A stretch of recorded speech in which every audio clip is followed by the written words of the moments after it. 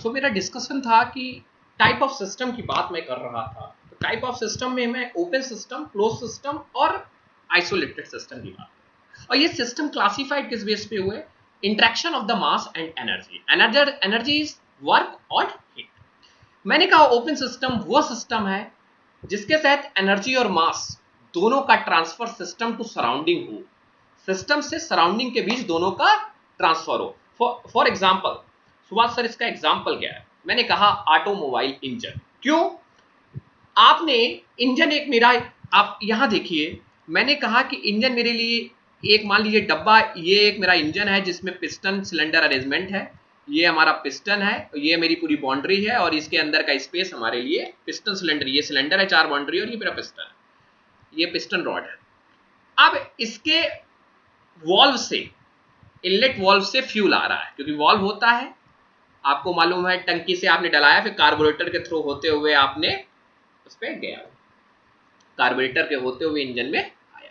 तो inlet valve से आपका फ्यूल अंदर जा रहा है और ये जब इनलेट वॉल्व से आ रहा है तो एक एनर्जी आ रही है आपकी, एक एनर्जी आ रही है और उस पर मास भी आ रहा है। कितने क्वांटिटी आ रही है फ्यूल? तो मास भी आ रही है। तो मास इन कर रहा है इंजन के अंदर, मास इन कर रहा है। तो m is equal to 0। m is equal to 0 मतलब क्या है? जितना मास आया उतना ही मास निकलेगा। me mass in is equal to mass out, वो कर सकते हैं इधर, mass inlet is equal to mass out. Energy कैसे निकल रही है? कितनी एनर्जी उसके अंदर, कितनी हीट पैदा हुई इंजन के अंदर, और बाहर भी तो जा रही है, साइलेंसर के थ्रू धुआं जा रहा है, आपका सिस्टम इंजन भी गर्म हो रहा है, तो वो एनर्जी भी निकल रही है और वो एनर्जी वर्क भी कर रही है, पहिए घुमाने में भी काम आ रही है। तो एनर्जी भी लिबरेट हो रही है, एनर्जी बन भी रही है और यूज भी की जा रही है। सो वहां एनर्जी सिस्टम से बाहर भी जा रही है और सराउंडिंग में जा रही है। यहां मास सिस्टम में आ रहा है और सिस्टम से बाहर भी मास जा रहा है। किस फॉर्म में जा रहा है? आपका जो फ्यूल आया वो बर्न हुआ और बर्न होने के बाद आपका फ्यूल के फॉर्म में, आपका स्मोक्स के फॉर्म में भी निकला चला जा रहा है और वो बर्न हो रहा है। इनलेट आपका है, आउटलेट चल रहा है। So the open system is one where we the mass and energy cross the system boundary. For example आप ये देखिए, एक मेरा ये सिस्टम है और ये बाउंड्री है, ये सराउंडिंग है। तो ओपन सिस्टम हम किसको कहेंगे? ओपन सिस्टम क्या कहेंगे कि एनर्जी भी आई सिस्टम में, वही मतलब अंदर एनर्जी पैदा हुई और कैम शेफ्ट पे एनर्जी चली गई ऑटोमोबाइल पे, और क्या हुआ? ये मास।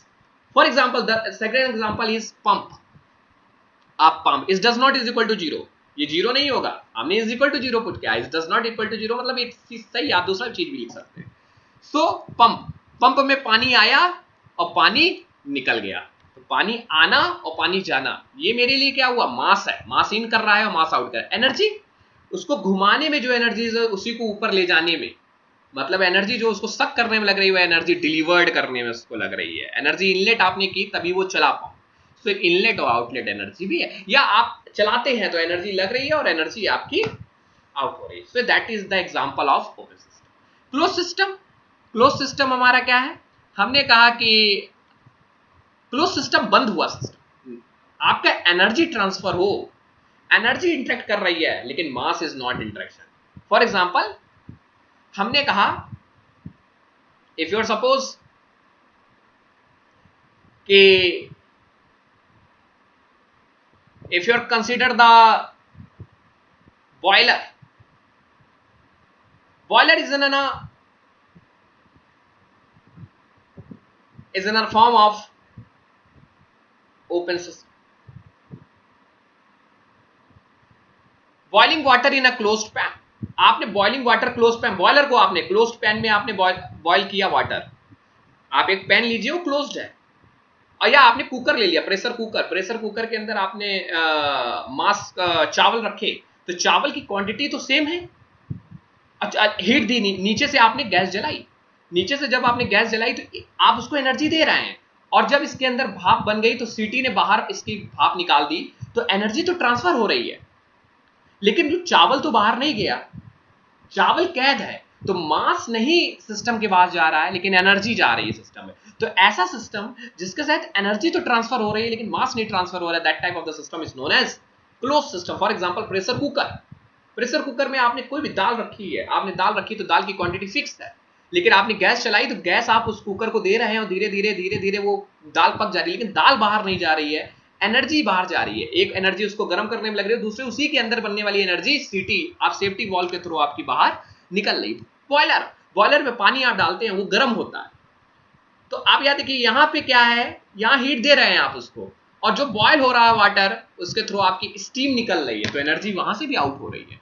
So that is called the boiler, is a close system. For example आप यहाँ देखिए, यहाँ पे आपका देखिए यहाँ पे सिस्टम है और ये आपकी बाउंड्री है, तो ये इट्स मीन यहाँ पे इसका मतलब हुआ कि एनर्जी तो ट्रांसफर हो रही है, मतलब जो प्रेशर कुकर में भाप लौ नीचे से जल रही थी और भाप निकल रही थी, तो energy is does not is equal to zero, उसमें कुछ एनर्जी जीरो नहीं रहेगी, और लेकिन मास इंटरेक्शन क्या होगा, यहाँ पे जीरो रहेगा, क्योंकि मास ट्रांसफर नहीं कर रहा है, तो इज जीरो।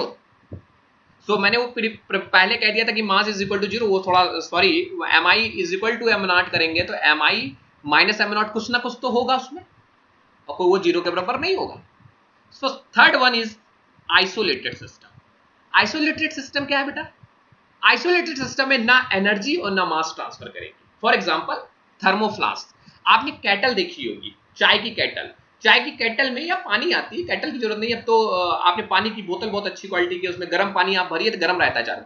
क्यों, आपने एक गिलास पानी भरा हुआ, एक गिलास आपका मास हो गया, और आपने एक गिलास पानी मान लीजिए 40 डिग्री सेल्सियस पे भरा, तो आप 2 घंटे बाद भी खोलते हैं तो वो 40 डिग्री का ही तापमान उसमें रहता है।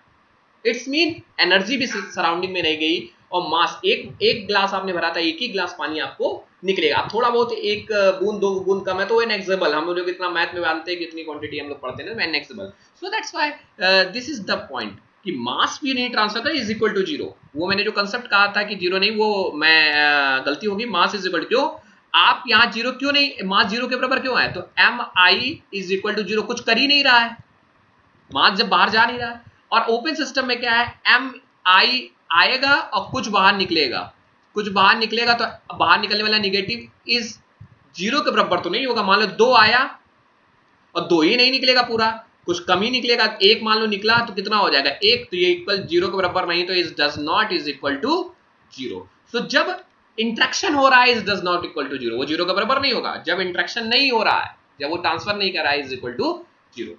Next class we discuss the microscopic and macroscopic point of view. Thank you class.